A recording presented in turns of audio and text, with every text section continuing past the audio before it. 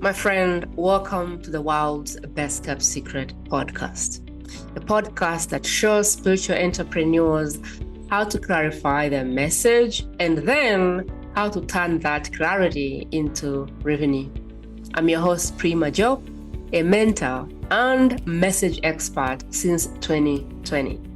Whether you seek to simply clarify your message or feel ready to monetize your brilliance, this is your safe space for actionable guidance and practical tools on how to turn your woo into predictable revenue. Let's get started, shall we? I thought I understood food, and then I met Michaela. I thought I understood the principle that food is medicine. I thought I ate the right things. I thought I did well, like pretty decently. I eat clean food. I eat vegetables and legumes, and I am not a fan of junk. And so I was convinced that I understood food and that I understood how to not be sick from food. But when I spoke to Michaela, I was challenged at how little I understood about food and how to look at food as medicine for your soul. I understood that you could be buying all the whole foods and still getting it wrong. I understood that eating clean doesn't mean having a healthy body. So if you've done all the things, you've hired all the good people, you have a nutritionist, you have everybody by your side, but you still don't understand why your health is not where you want it, you may want to lean in. If you have a colleague that has suffered from chronic illness or something you can't explain, yet you can't seem to see what they're eating that is causing it, it may be time to pull a stool and get close. Because today we have someone that does what they call body hacking. How can you hack your body? How can you hack every corner of your cell and beat the system, whatever the system is that exists for you, so you can build the health that you want? That's what we are doing today. We have Michaela, I'm interviewing Michaela, and I am going to take you through whatever the system is, whatever she's discovered, whatever secrets exist that we have been, shut from, because most of us don't know what we don't know. And so hopefully today will be the end of I don't know, I didn't know. There are no more stories of I didn't know because I didn't know. Now you will know. And now you will have full responsibility of your health going forward and how you win the game of your blood cells and your health and your vitality and everything in between. Welcome to the show, Michaela. I am excited. And as you can see, I am just moving around and around using the wrong words where they're not supposed to be. But welcome to the show. I'm excited. Truly honored. Thank you so much for having me. It's going to be a fun talk today. Tell me about body hacking. What is that and what should we expect today? So body hacking is how we can create better circumstances for our body to function properly. So for you to be able to body hack, you need to understand how the body is built up, what the body needs, and we need to understand then what we can do to just create better circumstances. So you can say that it's in one way, we're manipulating the way our body is expressing itself. And we can do it to our benefit because we can bring back our body to what it's supposed to instead of having it suppressed by our environment and what we have been doing because we have been following guidelines and recommendations that was not optimal for us. So that's what body hacking is all about, creating better circumstances for self-healing. And that can be through nutrition. It can be through hacking our brain and our emotions and so on. But today we're going to focus on nutrition. Body cells, energy production, gut health, and absorption, everything in between. What is it that we get wrong? What is it that we don't understand about nutrition that is keeping us stuck in some kind of situations that we don't even like, but we don't know how to improve our health. Like we've done everything, but nothing is working. What is it that we're missing? Well, it can be different things that we're missing. Mm, It doesn't mm, have to be the same thing. mm, So I was missing an essential building block in my life. I was doing everything right. I was working out. I was eating clean. I was eating all organic. I was eating grass-fed and like beef and so on. And I was really taking care of my nutritional intake. And even if I did, my body kept on getting sicker and sicker and sicker and sicker. So that's why I had to kind of figure out what else can I take in control of when I've been taking care of my supplementation regime, my nutritional intake through clean food, and my like being out in the sun and getting all the air I need. Like, what mm, else can I take care of? So it can be a lot of different things, but what a lot of people are struggling without knowing it is mm, malnutrition. So a lot of health issues. What is really, I love asking, what is really a symptom? mm. Of what? What is really a symptom? When people are struggling with poor sleep or they're having eczema or Mm, psoriasis and they're having symptoms of something being wrong, but what is really wrong in the body? mm, And if we start thinking about it, the body is self-healing. If we break our leg, the body tries to heal itself. If we are having skin issues, if we cut ourselves, the mm, body always tries to repair itself.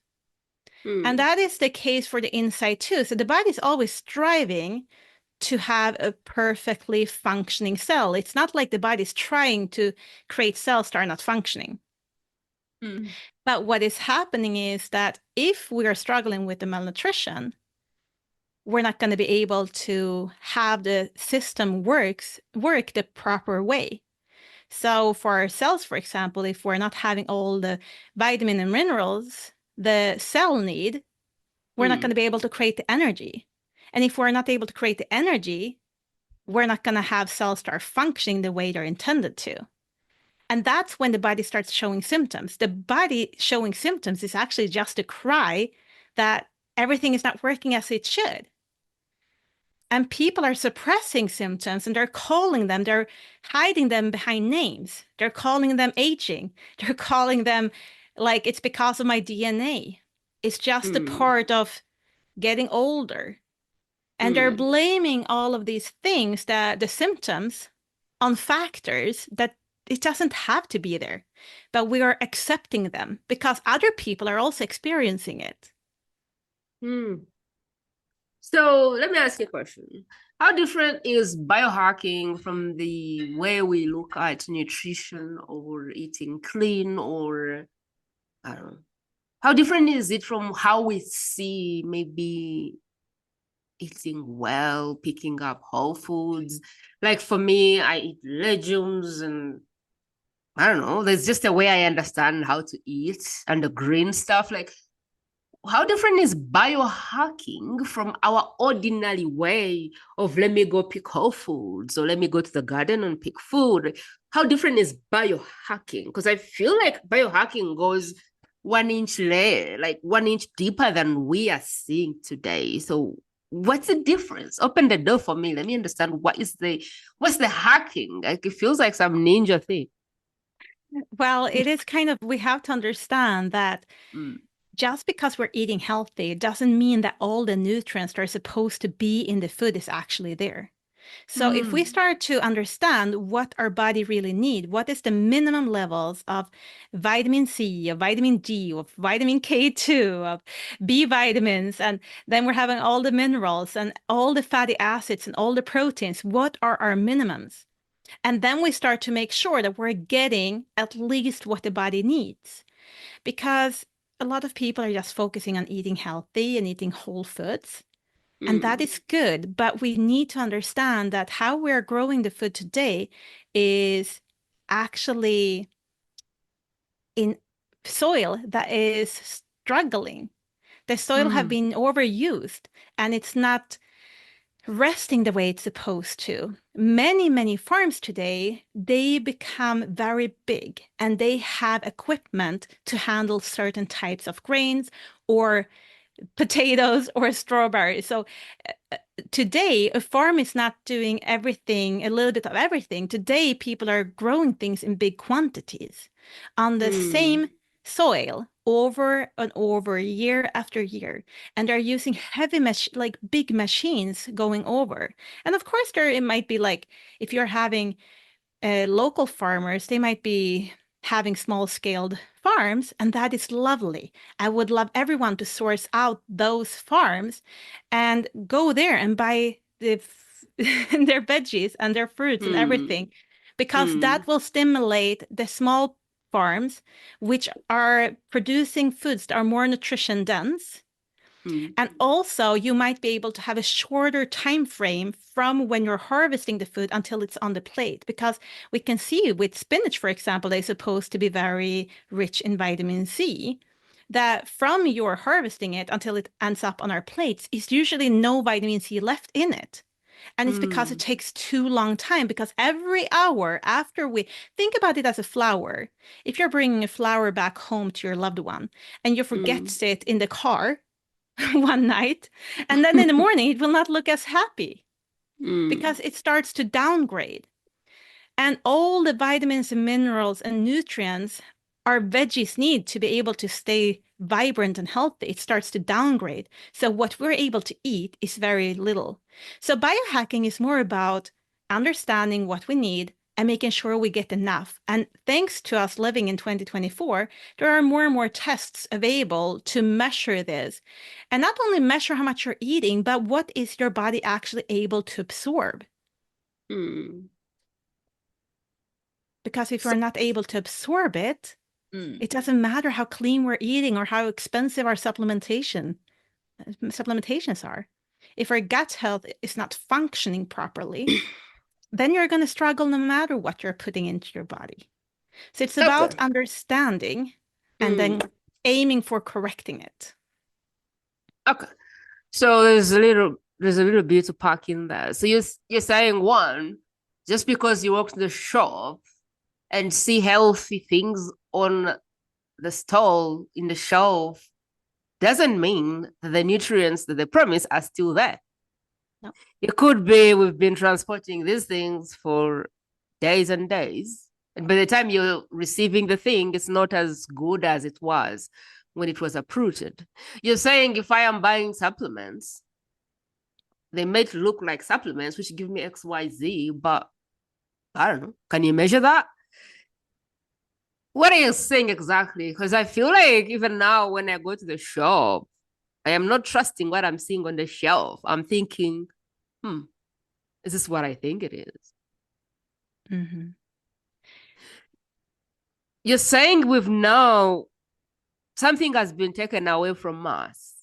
Not all of us can afford to have a farm. Not all of us can afford to rear chicken. Even though you rear chicken, when you go to buy the chicken feed, you have no idea how that chicken feed has been made. So what you're saying is this is a USA problem. I think this is a first world country problem, because where I come from, we can still access the garden. We can still go and remove those things from the garden. We still have a hand to, if you wanted to eat something that feeds on green, you could. Not everyone is doing it, but I know that this person sells grass-fed hens. And this, like we still have that luxury of knowing that this is, I don't know, organic, but I don't know about the soil and its depletion rates. Also, when I go to the store and see supplements, I have no idea how to measure that and if they're accurate or not. What I do realize is that recently when I go to the supermarket and pick a spice, instead of putting 2 things, 3 things, there's a sentence of things in the spice. And I'm like, why is there a sentence of ingredients that are put here? So I'm beginning to get confused when bottles are labeled, I don't know, healthy, whole, because of the sentences that are going bottles. I don't know if you want to speak more to that, but I'm personally confused when I buy something tinned. I don't understand why there's a sentence of things in the thing. Yeah. I usually have a rule for people. No ingredients are the best. Like no ingredient list is the best. And if you have ingredients in it, you should be able to understand every single name in the ingredient list. Because if you're not able to understand it, your body is not going to be able to understand it. And I usually have a rule of don't never buy anything with more than, for hardcore people, it's 3 ingredients. And if you want to have a little bit more relaxed, 5 ingredients. But it should never be more than that inside of a product. But we should always aim to purchase foods that doesn't really have an ingredient list. All of those snacks and things that are promoted, we are believing that we need snacks in between dinner and breakfast and lunch. It's because they have been telling us how we should eat our food. And the way we're eating our food today is stimulating the blood sugar levels too much. So we're crashing and we get hungry again. If we go back to eat what we used to eat, which are a lot of meat and fat, we didn't usually eat the lean parts. We're taught to eat the lean parts. But that was something that did not really taste good. That was the meat we threw to the dogs back in the days. And we kept the fatty parts for ourselves. And the fat is what keeps us full for a longer period of time. The fat makes the food get released slower into our stomach and through our digestive system, which makes the blood sugar levels not spike as much, which makes us more happy and content. So we don't need food in between our meals. But it's true that like people are going out there and we're struggling today when we're going to the store because there are so much and there are so many ingredients, and a lot of those ingredients should not even be allowed inside of food. And that is something I am educating a lot about. For example, the harm of vegetable oils. It starts to be more buzz about it out in the media, but people still don't understand how vegetable oils are harming us so much. Vegetable oils are actually omega-6s. Omega-6s are pro-inflammatory. So if we cut ourselves, the thing that is saving us is that we're able to create inflammation. And it's the omega-6s that are creating that inflammation in our body. So we need a certain level of omega-6. But omega-6 is in everything that grows. So we get omega-6 through our fruit and our veggies and everything that grows. So grains and and also in the meat, because the cows are also eating grass that grows. So we get a basic omega-6 level through that. But in the vegetable oils, we're getting so much. We're getting so many omega-6 molecules in very little amount. And all of that inflammation need to be balanced out. If we're not balancing it out, we're then having too much inflammation in our body. And it starts on a cellular level. So omega-6 builds up every single cell. That our whole body is built up with small, small particles. Sorry for bringing you back to biology at school, but No, small it's fine. particles, about 37 trillions of cells in our body. And every single cell have a cell membrane that is supposed to protect the DNA and the mitochondria that creates energy and all of that. But omega-6s are part of the cell membrane. And if we have too much omega-6, we have too much inflammation that starts on a cellular level. And this is something that we can actually measure today, and we can correct it. And that is what I'm educating a lot about, that we need to take charge of measuring this, because it affects so much in our body. If our cells are having too much inflammation, the cell membranes becomes too hard. So let's go back to a simple example of vegetable oil, because I buy vegetable oil and I thought it was healthy, but you're saying it's no. So what is the alternative of that?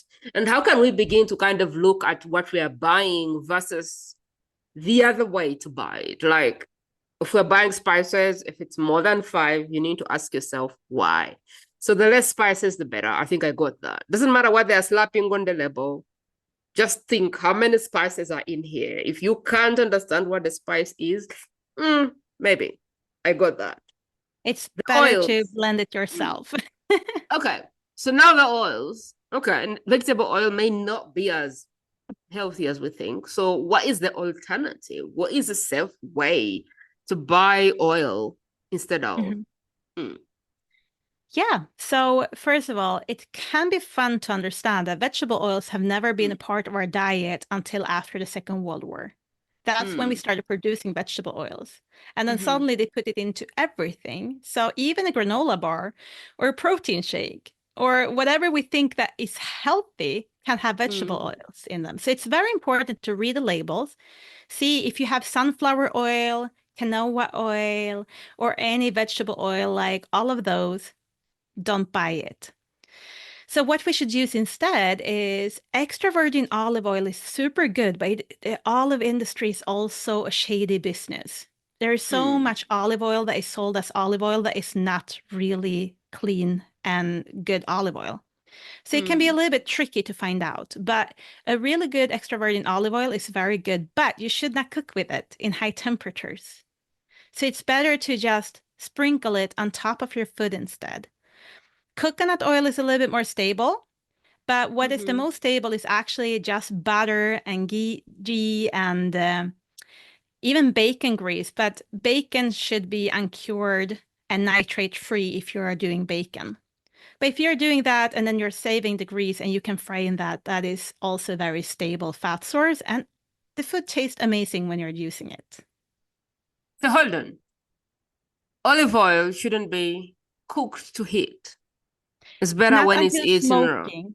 Exactly. It should never smoke to the smoking Mm, point. And if you're cooking in olive oil, you can do it as the Italians.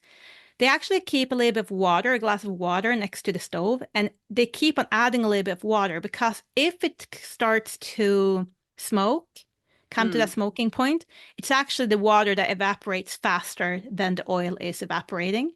mm. So that way, if you keep on adding water, it will keep the temperature a little bit lower so the oil doesn't become toxic. So what But you're saying is if you're using oil, it's better to use it like in salad, something that you eat at raw temperature. Okay. Tell me about butter, because I feel like my body doesn't like butter. So I've been having this struggle of butter and oil and butter and oil. And suddenly I have like a digestive resistance in my body. And I know it is to do with either butter or oil, but I have no idea. But lately I feel like my digestion is struggling hard. okay, And I is it don't know, only but when I take butter, I feel like there's so much sweat created when I taste the food, and I'm like, mm-mm. I don't. I think my body doesn't like dairy. okay? It can Mm, be that your body doesn't like dairy. If you're mm, struggling with oils as well, just grease in general, it can be that you're lacking enzymes, so you're not able to cut down the fatty acids to smaller pieces. And in that mm, case, digestive enzymes can be very beneficial. But if it's mm, the butter itself, it's usually the protein, and that is when you can use ghee instead, because then you have taken out all the milk protein from it. I actually like ghee Yeah. from the cow. So then the problem is the dairy, the milk, which Hmm. might be still in the butter. I actually don't mind ghee. So it's not in the ghee, and that's why. Okay. So then I would tell you, use ghee if that works for you. It does. Before, though, I think I used to use oil and it was fine, but lately it's not. Like lately, I feel like something is off with my digestion. Yeah, but we are going through phases and the Mm, digestion is changing all the time. And a lot of women are struggling with digestive issues and they're struggling with lacking enzymes mm-hmm, and hormonal problems. And there's a lot of things going on.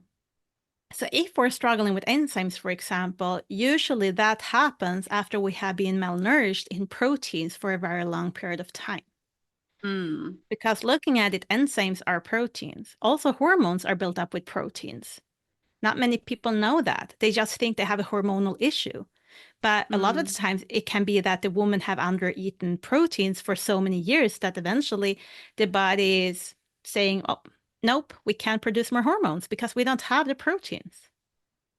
mm. Amazing. What is the best way to look at this work? What are they? How can we categorize this work? Or maybe do you want to go like, what is the best way to present this work for someone who doesn't know what they don't know? What is the best way to bring the work? Is it through categorizing it, like this is what you need to know? Or is it through going through the myth and maybe saying these are things that people really don't get and kind of attacking those? What is the best way for you to tell us what we need to know about biohacking?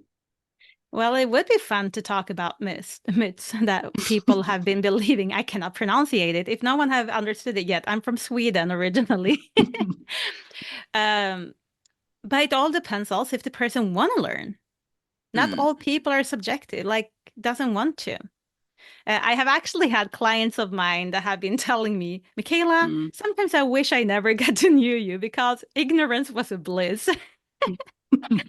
And now they have changed so much with their health and their food intake that they're thinking about everything they're putting into their body, but their health have changed so much. So they're, of course, very, very happy that they have been able to see the changes. But for people that doesn't know anything, first of all, it is important to understand that we need to have the right building blocks for our bodies. If you start thinking about the nutrition you're eating as building blocks, and if you're starting to think about your body as a vehicle, a boat or a car, whatever vehicle you like, think about that. And then, of course, we can build a boat out of paper.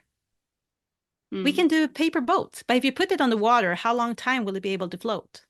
So if you're not having the right building blocks, the body is not going to be able to build itself the right way it's intended to.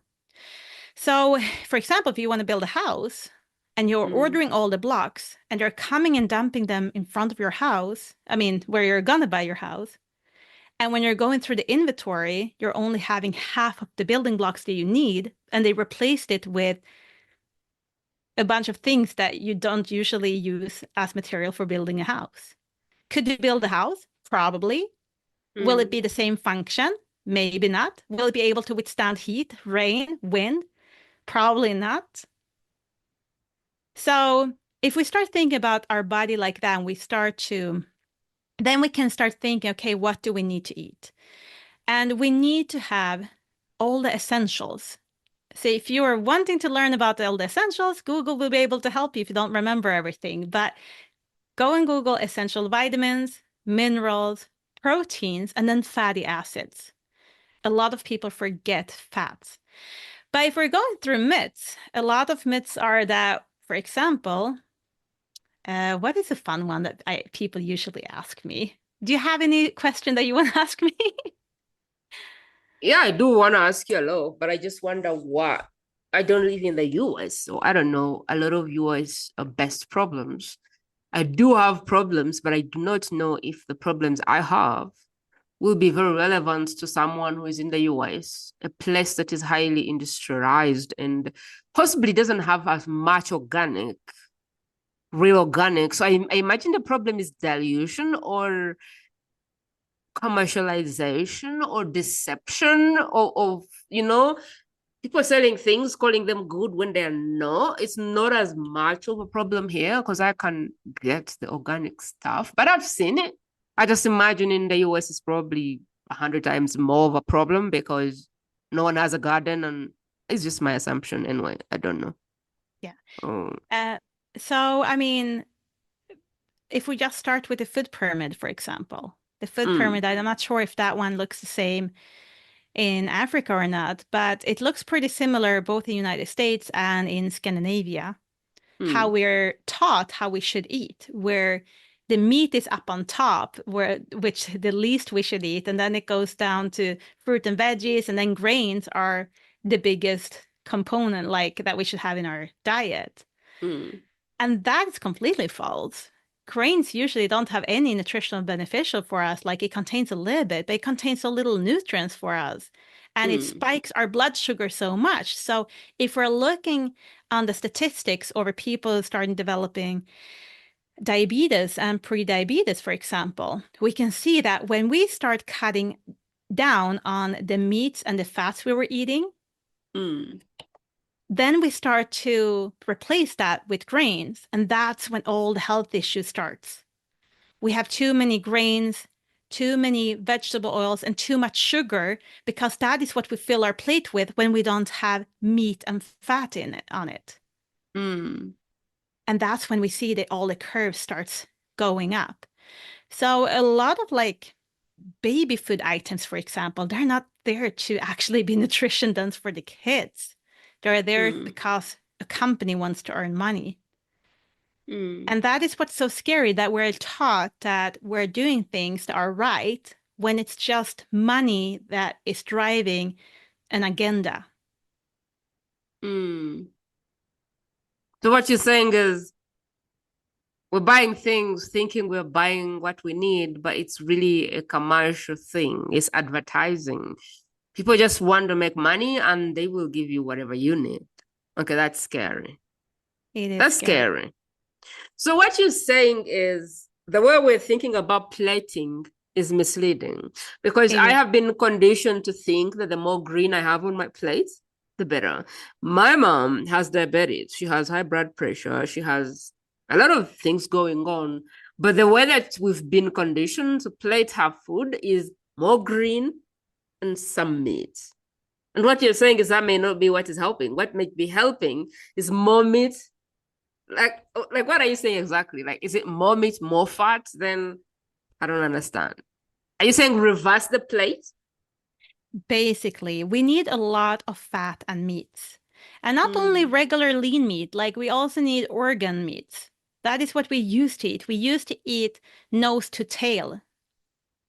But today we're just eating parts. And because we're just eating parts, we're not getting all the nutrition dense. Like a liver is so nutrition dense. But instead, we're replacing it with a lot of leafy greens. And some people it can be very healthy for, but a lot of people's gut are not very effective in breaking it down and absorbing it. And some veggies can actually harm your body. If you're eating too much spinach every single day, for example, you can have an overload of oxalates. If you're having too much green kale that is raw, that can actually it can be too harsh for your gut, and you can start struggling with leaky gut because of it.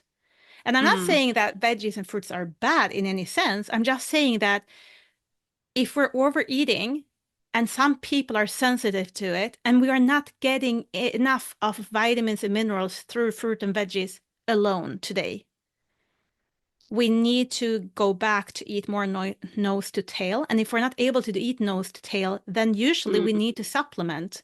And if we're choosing not to supplement and not eat nose to tail, most likely we are struggling with malnutrition. Interesting.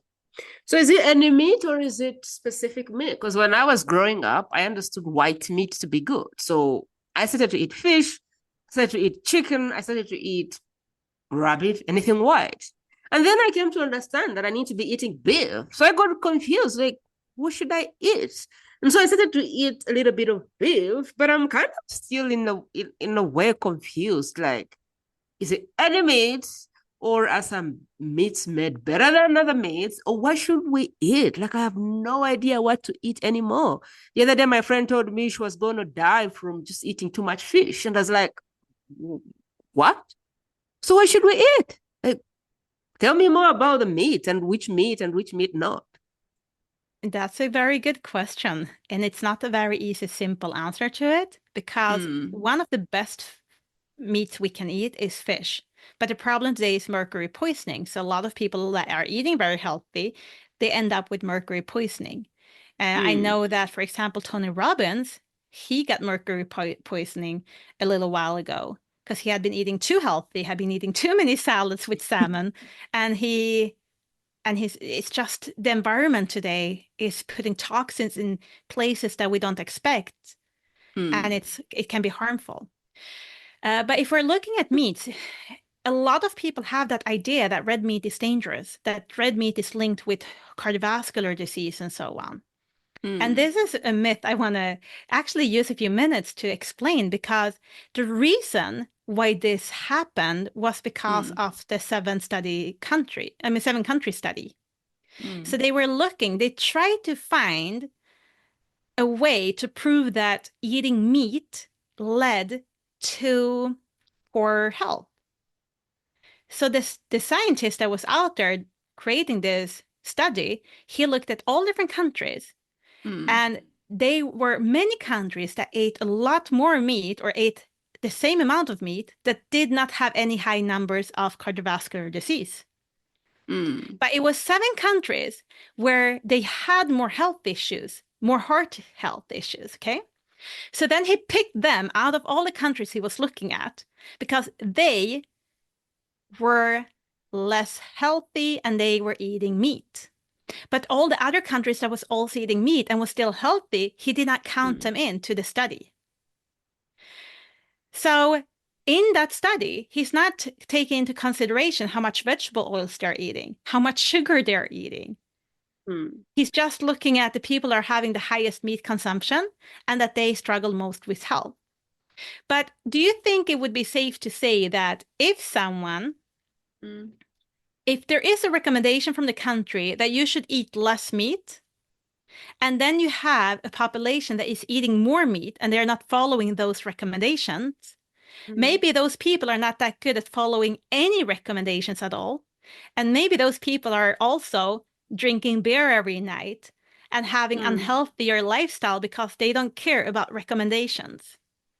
So what I'm saying is it's not meat itself, it is the sugar, it is the vegetable oils and all of that. But meat became the villain because they wanted to prove that meat was wrong, because there was it's so much money behind not eating meat, because then Mr. Kellogg's cornflakes and all of the guys that are earning a lot of money on processed foods, they will earn more money because that's what we're replacing it with.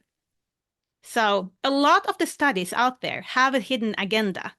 And what I'm trying to educate people is listen to your intuitive body, you know.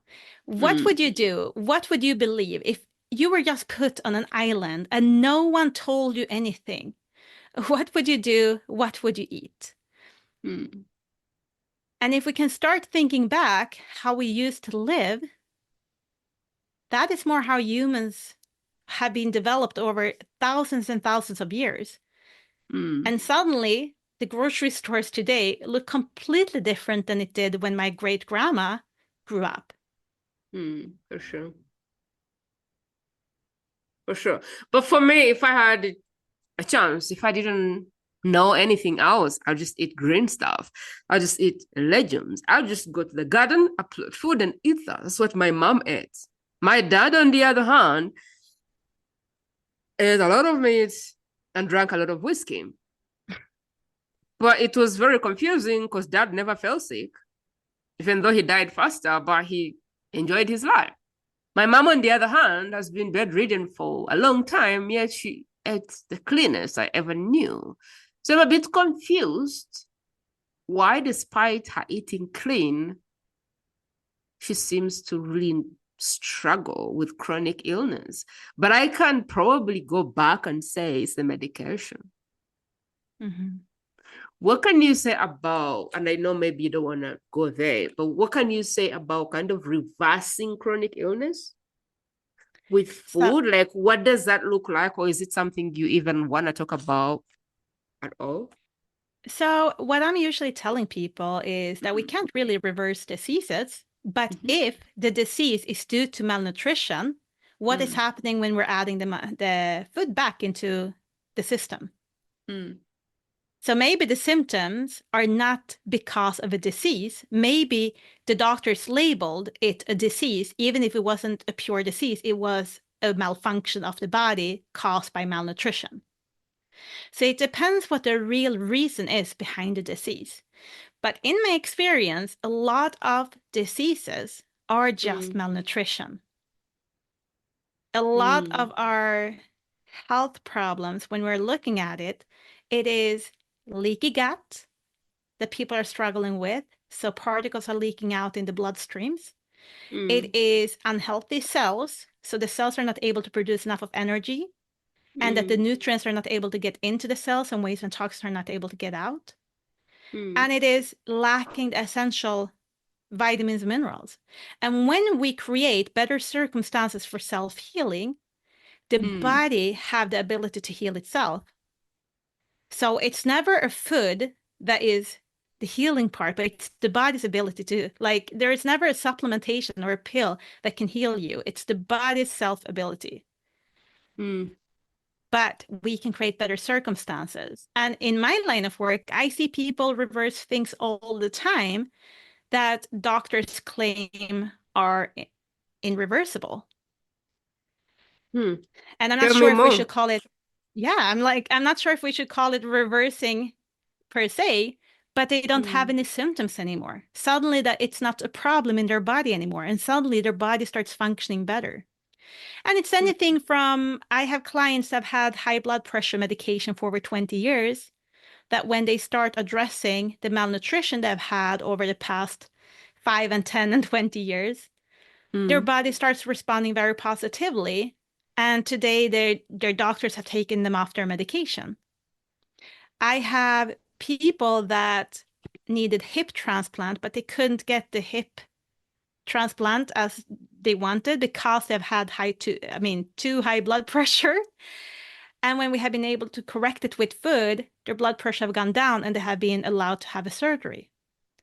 I have children with tics and with epileptical seizures that also have needed surgery, but the doctors doesn't want to give them the surgery because they have too many seizures. That when we're correcting their imbalances with their food, they haven't had the seizures anymore and they have been allowed to have surgeries. We have stories of women that have struggled with miscarriage after miscarriage after miscarriage after miscarriage, that suddenly, even if they're over 40 years of age, have healthy babies. And there are so many stories out there, from everything from skin conditions to allergy issues to autoimmune symptoms, that are all sharing that when they're creating better circumstances and when they're body hacking their body, things are just resolving. They start sleeping better. And when they start sleeping better, they start recovery better. And when they do that, their gut health is working better. And there's just like one thing after the other. But what a lot of people have been doing is they have been thinking that it doesn't matter what you put into the body. And they have been so trained to ask the doctors for advice. And the doctors doesn't have any knowledge about how the body is built up with the nutrition. I speak with doctors all the time, and they have no clue how cell membranes are built up. And if they don't know that, how can they address that with nutrition? They don't have the knowledge. And then we have been trained to look at them as an authority, like they know everything and they have the answer to everything and they are the absolute. So and doctors don't have every answer, for sure. Yeah. For sure. So, when my mom was diagnosed with colon cancer the first time, I asked the doctors, what are your recommendations regarding her food intake? And they said there is no recommendations. And they even gave her ice cream at the hospital. I was like, well, don't you guys know that cancer is fed by sugar? And he's like, there is no scientific evidence about that, so we can't talk about that. And here I am, I've been studying nutrition for so long. I'm just boiling inside of me because there are so many people that are, and when doctors say it doesn't matter, they go home and they think it doesn't matter when it could matter. And they could have done a lot for their own health, but they're so taught that it doesn't matter. It's only the doctors that are allowed or can heal you. I want to talk about, I know there is someone who's not aware of health, no, doesn't care. Probably that's not the person who is interested in this conversation. There's a person who, for whatever problem, they run to the doctor, they take a pill.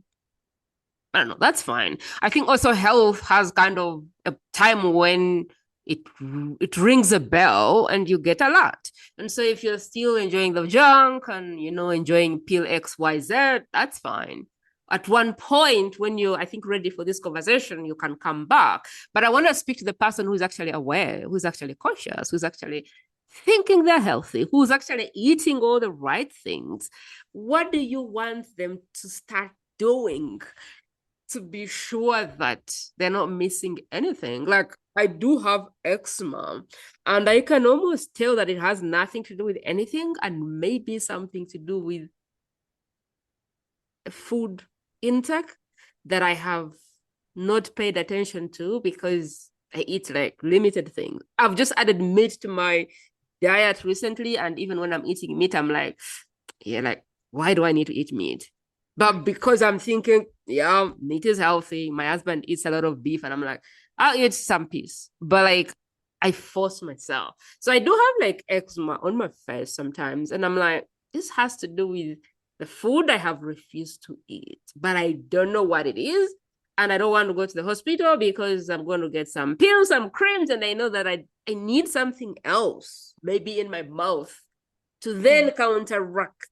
But I have no idea. Like, I don't have a very good idea of what am I missing. So if we have been doing all the good things, we've been very faithful with trying to eat clean, and yet we have something that we know is not right, what should we start? How should we begin to think? Because I would love to know, why do I have eczema, or why do I have a digestive problem? Like, for me, I would like to know, where should we start looking so that we can kind of go, this is the problem, and so we can reverse it or take the right things. Because for me, I feel like it's something I'm not eating. Yeah. Mm. Yes, you're right. So eczema and all skin conditions are usually very close linked to gut health.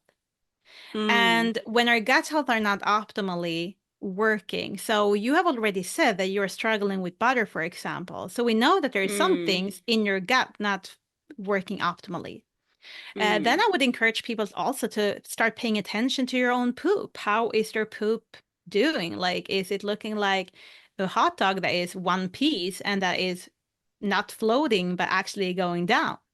Or is it floating? Well, that's a sign for you not being able to absorb all the fats that you're eating. So you might be struggling with an enzyme issue. If it's small pieces, it's constipation, and that is not good. So it's just like a bunch of different things. And if you want to learn more about poop, it's like super easy to Google poop, like how should poop look like, and you will get all the visions of like what is the problem. But gut health is a very, very important when we're struggling with skin issues. But then the other thing that you need to focus on is also, if I were you, I would go and order a balance test. A balance test is able to measure how many pro versus anti-inflammatory building blocks is in every single cell. Because most likely, if we took a blood test on you today and looked at it, most likely you're having too many pro-inflammatory building blocks in every single cell in your skin. So your skin become very reactive. So whenever you're struggling with anything, that will react first and you will have skin issues. And the reason why you are showing yours as skin issues are usually because of your DNA. Another person can have exactly the same amount of inflammation in every single cell, but may not show anything in their skin, but they might struggle with high blood pressure instead. So there are different reasons why people are experiencing different symptoms, but the root cause can be the same. And usually it's a combination of having cell membranes that are having too much inflammation in combination with poor gut health and in combination of not getting enough of vitamins and minerals. But you also have to understand when we're talking about proteins, because you were asking, I didn't feel like I answered that question good enough. All proteins are good, but there are some proteins that are essential that comes from the animal kingdom that we need to get into our body. And of course, you can get it from veggies too, but you just need to eat so many different kinds to get a full spectra every single day. But a lot of people doesn't understand that proteins doesn't only build up your muscles. They also build up every single cell membrane. They have proteins in the cell membrane as well. And it builds up your enzymes and hormones. But we need a lot of protein. So in general, women are under eating protein. And that is in general why women are usually struggling with hormonal issues. And you were talking also about what if you're doing everything right, you go to the doctor and everything looks perfect, and the doctors are taking blood work on you and they can't really see an issue, or maybe they see a hormonal issue and they give you Levaxine, for example, the medication that's stimulating your giving you enough of hormones. And you go back home, you take it, and you still doesn't really feel a difference, and you still feel like, excuse my language, but you feel like crap. So you go back to the doctor takes new blood work, and it looks perfect. And you're still here like wondering what is happening with my body. And in that case, most of the times, you're also having too much inflammation on the cellular level, numbing out the hormone receptors. So on the cell membranes, you have hormone receptors that, for example, insulin, that is a hormone, need to attach to for us to be able to burn energy as fuel instead of getting it just added to our body as fat. If we're struggling with thyroid issues, it's usually causing the conversion of T4 to T3. It needs to convert. A lot of our systems, a lot of our hormones need to have something happening to them to be able to use them in our body. And the conversion rate can be problematic. But then even if we're able to convert it, if it's not able to attach to the hormone receptor, then we're not going to feel the benefit for it. And that is like, for you out there, they're feeling you're doing everything right. And you're usually still struggling with malnutrition, and especially from the essential fatty acids that are anti-inflammatory. So that is something that is very easy to measure. You can order a test to your house. You can dosage it according to your body weight. You can calculate it yourself. You don't need any doctor or any medical physician to do that. You can figure that out yourself. And if you're curious what this could do for you, you can just go out to Google Scholar, and you, instead of just regular Google, it's Google Scholar where you find all the peer-reviewed articles. But for example, in your case, I would then go and Google eczema and omega-3 ratio or omega-3 index and see how many thousands of articles that will pop up. Because a lot of people are malnourished in omega-3, even if we're supplementing with it, because most supplements don't work. I don't take supplements. Yeah. But I also don't know that I don't eat some, like I'm not even a food person. So I would have to pick the things which are necessary, important, because I'm not a foodie. I'm not excited about food. Let's eat. Like, no. So if I have to eat something, it better make sense. It better bring something, because I'm eating because I think eating is necessary. I am not really so excited about food. And so it's possible for me to miss out food because I don't have the natural excitement about food. So I have to be careful about what I'm putting in and what I'm not, because I'm likely not to put in a lot because I have no excitement for it. So, yeah. So then could you kind of give us like, I don't know, what are some of the signs that something is imbalanced, and how do we, what did you say? We had to take a test called what? What is this test? There is a test. Yeah, there is a test called balance test. Balance test? And it can measure the balance in your cells. Oh, cell balance. Okay. Okay. And what we want it to be balanced is between the omegas. So we have omega-6 and we have omega-3, and we need to have a balance between them. Because omega-6 is pro-inflammatory, which is creating the inflammation. Omega-3 is anti-inflammatory, which is then stopping the inflammation. We need to have a balance. It's like yin and yang. The problem today is that the average in the United States, for example, have 23 times too many pro-inflammatory building blocks to every anti-inflammatory building block. So there is a lot of inflammation going on.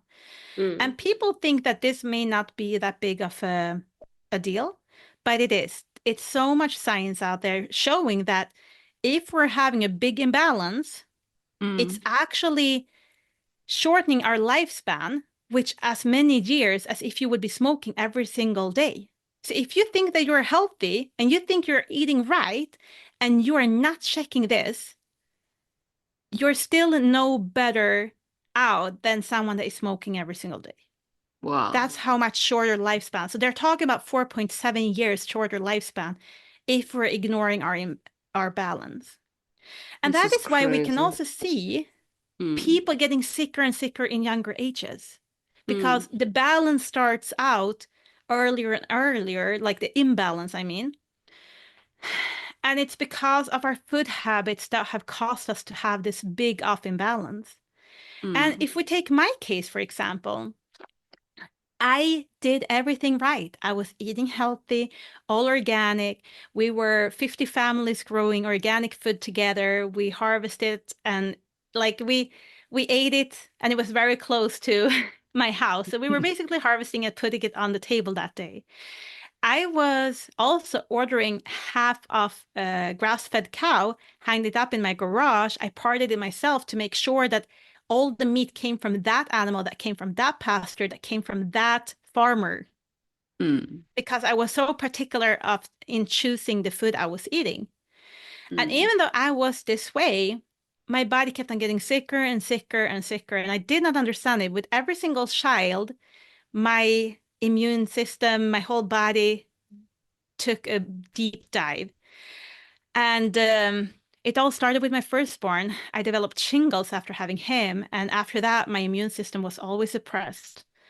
After my second child, I started to develop grass and pollen allergies. And then it turned into a cross allergy to almost all fruits, including watermelon, plums, pears, apple, everything. And also veggies like avocado, carrots, and cucumbers. So here I Mm. was, a nutritionist telling everyone else to eat lots of fruit and veggies, and my body was so allergic to it. I needed 2 to 3 different allergy medications every single time I had it. And then after my third child, I developed a chronic neck pain that caused me to feel like I was paralyzed. If I was not standing 100% straight, in any Mm. other position, it got locked in and the pain was excruciating. And I did not understand it because I did everything right. And when I found the balance test and took the test for myself, it showed I had 9 times too many pro versus anti-inflammatory building blocks. I corrected that, and that was my missing key for my body to start responding. How did It you may not correct be that. that? How did you I, correct that? yes, I added a supplementation into my regime, but I was already Oh. supplementing. I Mm. was already supplementing with pro and prebiotics, with omega-3. I already took a multivitamin. But I just changed out my supplements because Mm. not all supplements are created in a way where it's actually very bioavailable. Mm. So I changed them out to another brand. I calculated it according to my body weight. And 2 months later, I was 100% pain-free. Mm. 8 months later, my Mm. body had started, like did not need allergy medications while eating fruit and veggies 8 months down the road. And my body have kept on improving itself year after year after year now. And even my skin, like I, before when I was feeling so bad, I was Mm. afraid of getting any older. I could not imagine myself turn 50 and 60 years. Like it was impossible for me to imagine because I was in so much pain and I was so unhappy because of all my health issues. Mm. And now I just feel excited over aging because I'm actually reversing all the symptoms I had so much. I'm just feeling better and better the older I get. And that's a beautiful blessing. But So it's let's possible. let's go back. You're Yeah. saying today you can walk in any hospital and you can ask for a test called the cell balance. Actually, you can't do it at the doctors. They don't have this technology yet. So how do we measure what should we do? Because some of us are thinking, I need that test right now. Yeah. So what should we do? We need to kind of know how to apply these things, Michaela. What Yeah. should we do leaving this podcast? Because we Well, want better health. you can go out and Google it. It's sold by a Mm. company from Norway. Mm. If you want to support me and my work, you can find it on my website as well. But it's you're just ordering to your house and it's shipped to over 100 countries, so you should be able to get a hold of it no matter where you live, except for New York, because New York have crazy policies of not being allowed to ship any blood in the mail if you're a private person. Only clinics are Oh, allowed. so cell balance, this is a blood test. You'd have to send your blood. Exactly. But it's done double-blinded. It's never linked to a person, and it's just a prick in the finger like a diabetes test, so anyone can do it. My daughter does it herself on herself. Okay. So then you take this, you get a result, and that result shows you the ratio of something to something, and that should show you the exact supplement you need or the exact foods you can eat more of. Does that make sense? Yeah. It does come with the recommendations on what foods to increase. And it does comes with the recommendation if you want to supplement, how much you should supplement according to the body weight. That's really cool. Yeah. That's really cool. Tell me more about the group. I know you have, I don't know, a lot of people are following you for this work, over 5,000 people. Michaela has a Facebook group of over 5,000 people looking for her secret. So trust me, she has a secret. Tell me about that group and how we can join it and what you do in there. Yes, you find a group on Facebook. It's called Omega-3 We Share Experiences. People are sharing what's happening in their body from balancing their omega levels in their cell membranes. And it's so much fun reading. It's so rewarding seeing that when people are taking action, taking control of their life, that their body is responding in a very positive way. I also have a podcast called Body Hacking Build a Better You, where I interview a lot of people as well, because I think that seeing an everyday person with everyday problems can be so inspiring, because we're all just, in the end, parents and wives or spouses that want to feel our best and want to be able to bless our surrounding with the beautiful soul and the beautiful energy you have. But it can be suppressed when we're in pain or not feeling our best. So I want to empower people to take control. I believe that people are inherently interested in being part of a solution in the world. And if you're in so much pain, you're part of the problem, not part of the solution. So how do we move from being part of the problem, start being part of the solution?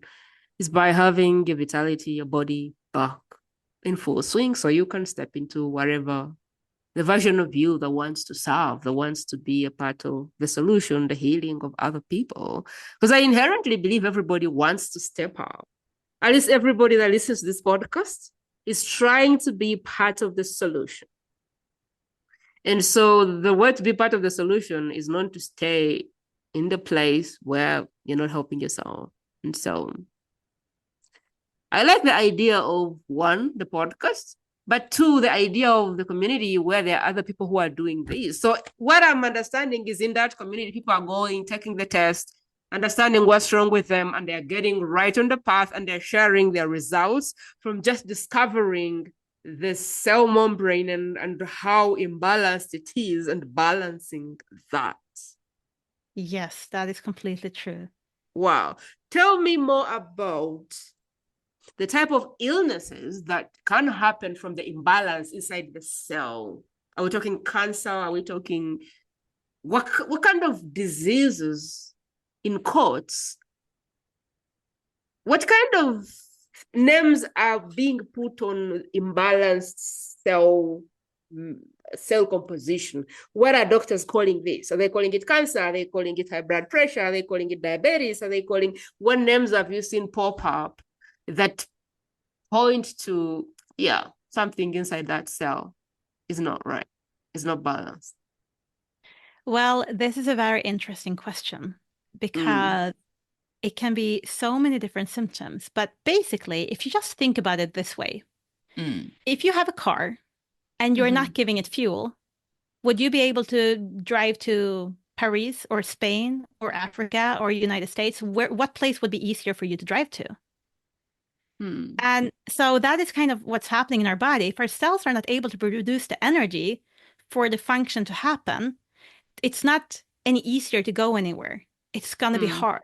And the struggles can show in different ways. So that is why when we are going online, and you can just search applications due to omega-3 deficiency, anything will pop up from skin issues to Alzheimer's to poor brain development in fetuses, in asthma, higher risk of your kid developing asthma and allergies, to cardiovascular disease, to cancer, to breast cancer, to all different kinds of things.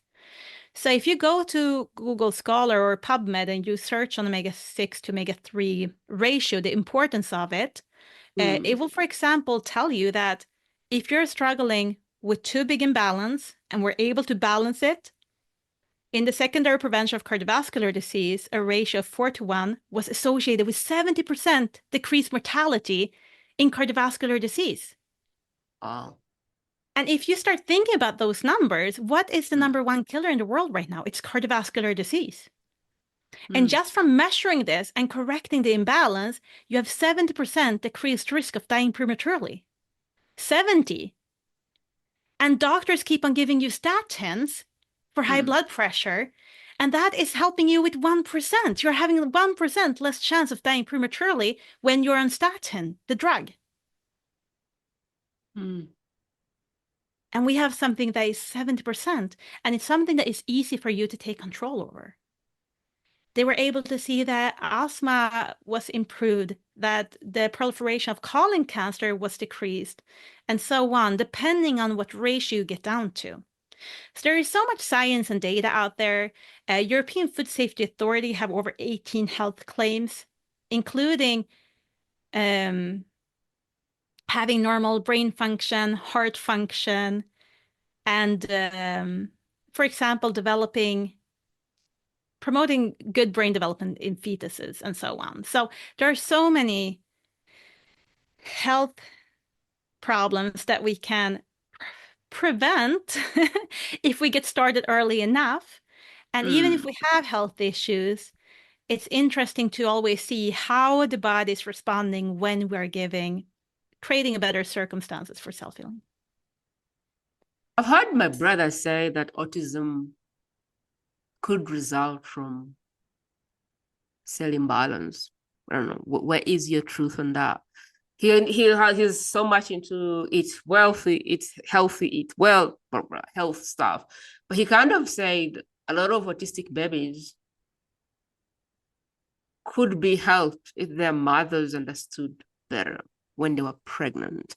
And I don't understand the depth of that, the truth of that. Do you have anything to do with neurodivergence versus that, the cell membrane or whatever? Yes. So first of all, I want to say, because this is a very sensitive topic, I believe that every single mom is doing the best to her ability. And I don't think it's an easy answer on this because it's not the same truth for every single case. But I do believe that we see an increasement in the amount of kids getting autism today due to a couple of different factors. So we used to have 1 in 20,000 kids in the United States being diagnosed with autism. Today, it's 1 in 37 kids. 1 in 37 kids are diagnosed today. And it's time for us to ask why, because this is not normal. It's not how it's supposed to be. And it's something in our environment that we need to look at. So when we're looking at autistic kids, for example, or just kids in general, what we have to understand is that our brain is built up with fats, and 60% of that fat comes from omega-3. It comes from omega-3. A lot of Americans doesn't like eating fish. They never eat fish in their life. And then what are we gonna build up a baby brain with if we're not eating it? Because omega-3 is not something that we can produce. It's something we need to eat. So what is happening is that we see a very high increased rate in miscarriages because the body is not physically able to create a healthy baby brain. And if we're able to create a baby brain and we're not eating it, we need to take it from somewhere else. So a lot of women actually take building blocks from our own brain and we give it to our baby's brain. So they have been able in UK to see on X-rays how women are having a 5% decreasement in volume, in their brain volume, before and after pregnancies. And it's because we're trying to feed the baby what it needs and give it to what it needs to be able to create a healthy baby brain. But if we're not having the right building blocks, we're taking other building blocks, and the other building blocks are omega-6s that are pro-inflammatory. Do you think it's smart to put a lot of pro-inflammatory building blocks up in the brain when it's developed?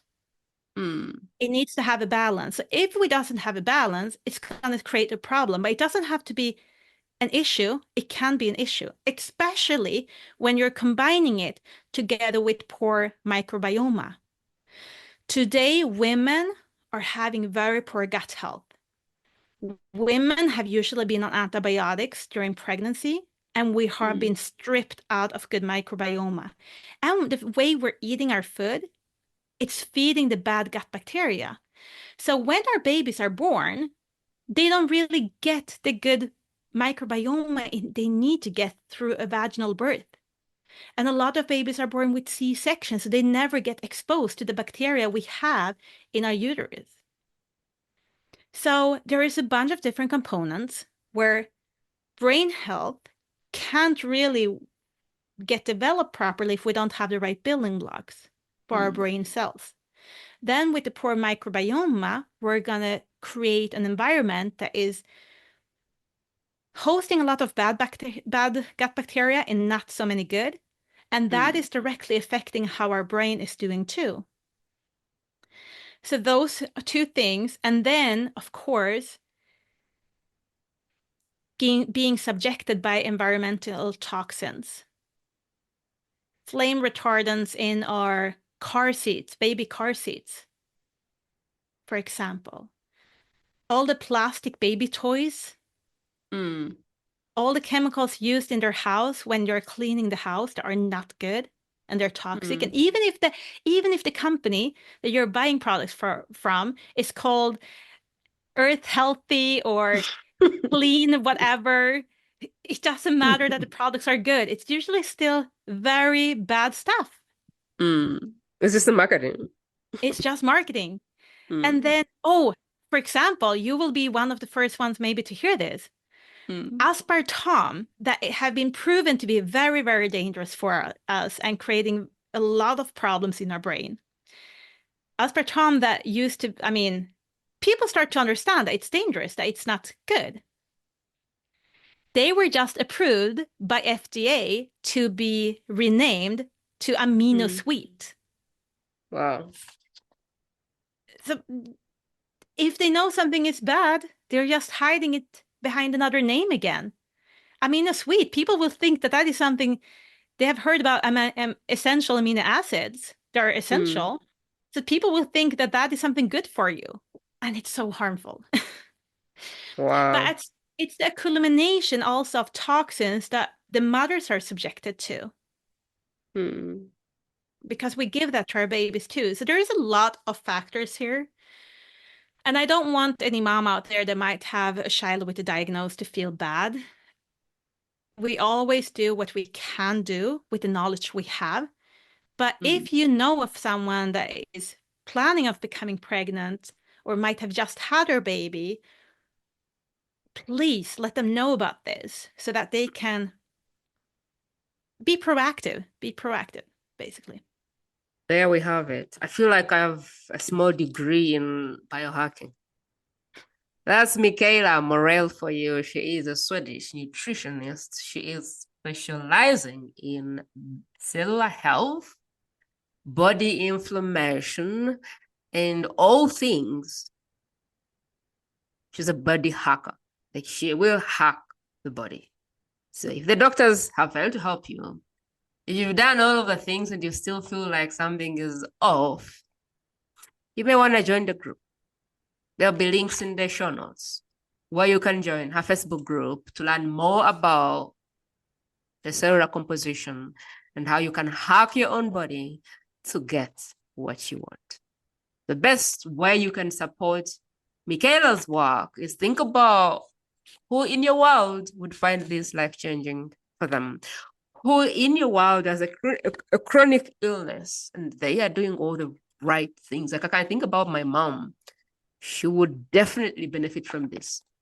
Who do you know that has been doing all the good things and doesn't deserve to suffer, but they're still suffering? There's still chronic pain going on. Who do you know that has seen every doctor and right now they're just praying because no one understands what's happening? Who do you know that doesn't seem to go past a condition and can't seem to figure out why? Who do you want to have better health? That's the person that deserves to see this video, and the best way you can help is to be the vessel of this message. Just send them a message and say, you won't believe what I had on this podcast. I just thought I would share. Let them know about this, because before Michaela, I didn't know more of these things that I know now, which really changes how I look at food and how healthy I think I am, and possibly positions me better for my first child. Maybe that child will find a better landing ground, which she wouldn't have if I wouldn't have met Michelle. So I believe Michelle's work needs to get out there, and I'm trusting you to be the vessel for the work. So thank you so much. In addition to that, please check out in your app, what can you do? Can you subscribe? Can you follow? Can you rate? Can you review? Can you comment? I don't know what you can do. All of these are tools which allow you to blow a whistle and say, I love what I'm seeing here and I want the world to hear about it. You have no idea how much power you have over what happens with this podcast. But all of the power is in your hands. When you watch this episode, what are you going to do with the information? Are you going to share it with someone? Are you going to hit that follow button? Are you going to hit that subscribe button? Are you going to leave a comment? Are you going to leave a review? Are you going to rate the show? I do not know what you can do, but whatever you can do, believe me, it makes more of a difference than you know. So I am trusting you, trusting your intuition. If something serves you, please go ahead and support the work. The best way, any way you can, will be appreciated. Michaela, we're getting to the end, and I'm wondering what you would like to send us off with. So I would like you guys to just take back control. Understand that you can do more for your body, and understand that if you go to the doctors, your outcome doesn't matter to them. It's not them that will live with the consequences of if you are getting better or not. It's only you living with the consequences. So I tell you to get empowered, learn as much as you can about your body, explore it, understand it. And when you start understanding it, respect it. We can't just fill up our tank with gas to 60% and expect to be able to travel 100% of the distance. We need to respect our body. We need to show it love, and we need to feed it all the nutrients it needs. And when you do that, the body will start to thank you. The body is really the vehicle to our dreams.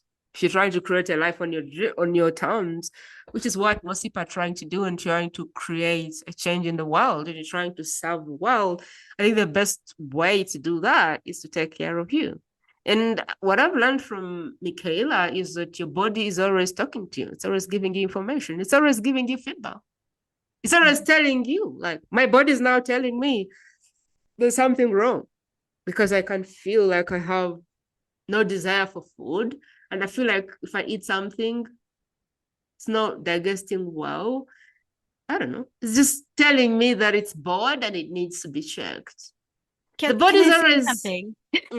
This is a very good conversation about feeling what you feel like eating, but also know that what you're feeling like eating is actually your brain is actually programmed to give signals to eat certain things, depending on what kind of signals your gut microbiome is sending up to you.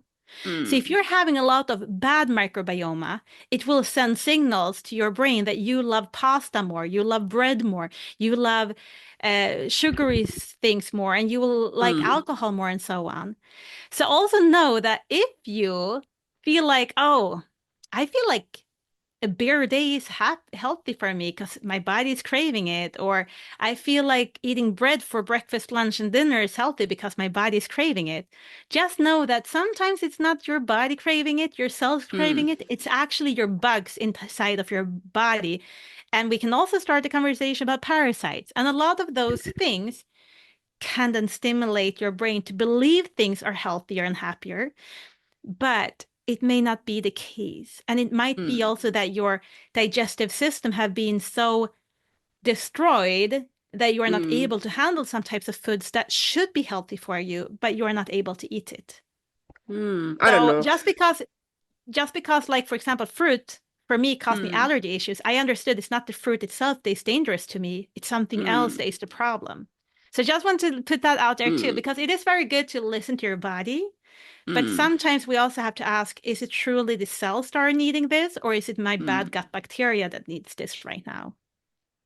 I don't know. What I know though, Michaela, is I need to take the test, because the only thing now that my body wants is like ginger or pineapple, or it wants acid to break down whatever. And I can't see how much I've eaten. Like I can't see what is clogged in the body.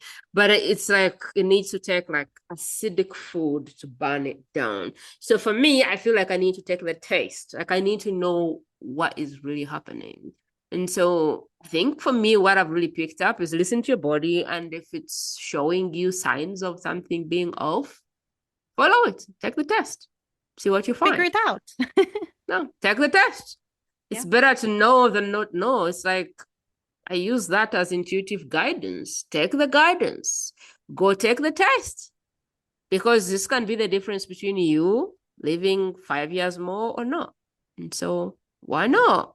This is the only vehicle we have to create the impact and the life that we desire in this world. So why not take care of it?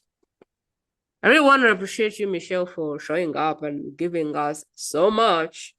I've taken so much notes, I don't even know where to start. And for creating the community, which I think will be very cool, and I would like to personally join. And I hope that more people join. What's the name of the group on Facebook? Omega-3, we share experiences. Omega-3. Why not body hacking community or whatever? Well, I kind of started my Facebook group before I started my podcast, so that's why. Okay. I might have to change the name eventually, but right now it's still Omega-3, we share experiences. Okay, so Michelle Morrell, you can go to our website. All these things are there. Body hacking podcast, Build a Better You.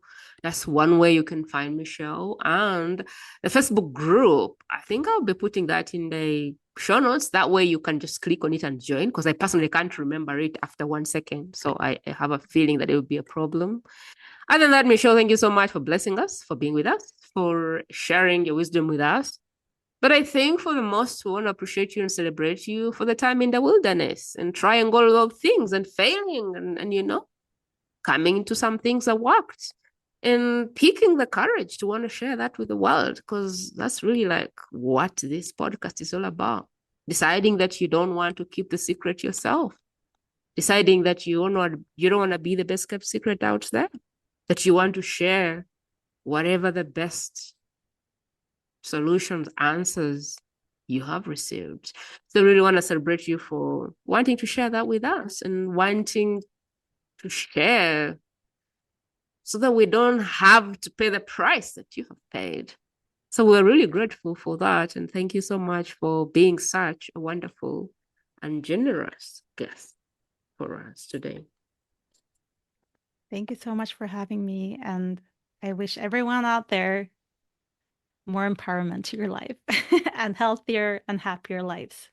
I really think that's it. I hope you've gained from this. I hope you share it. I hope you go ahead and get the test.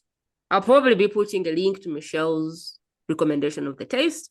I hope you'll be taking this test. I'll be really hoping that you take this advantage and dive in, take your test and kind of take this and change your life. is what I would hope will happen from this podcast. And I hope that you will share it with someone who you want to see around and alive and healthy for the longest of the time.